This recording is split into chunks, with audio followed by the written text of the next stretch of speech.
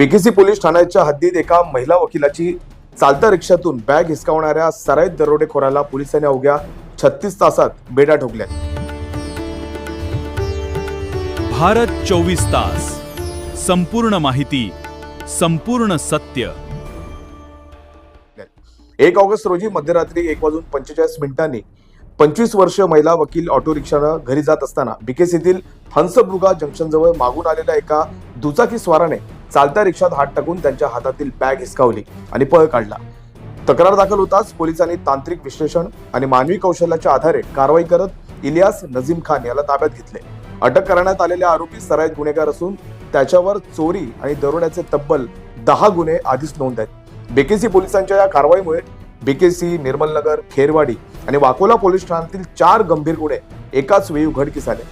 या गुंतागुंतीच्या गुन्ह्याचा उलगडा करून कारवाई पूर्ण करणाऱ्या पोलीस पथकातील तपासी अधिकारी सहाय्यक पोलीस निरीक्षक किशोर परगाळे, पोलीस उपनिरीक्षक प्रकाश राठोड, राहुल चंदनशिव, संग्राम बागल, त्याचप्रमाणे मार्गदर्शन करणारे बीकेसी पोलीस ठाण्याचे वरिष्ठ पोलीस निरीक्षक सुरेश पाडवी, गुन्हे प्रकटीकरणाचे पोलीस निरीक्षक, खेरवाडी विभागाचे सहाय्यक पोलीस आयुक्त, पश्चिम परिमंडळ 1 चे पोलीस उपायुक्त आणि पश्चिम प्रादेशिक विभागाचे अप्पर पोलीस आयुक्त आहेत।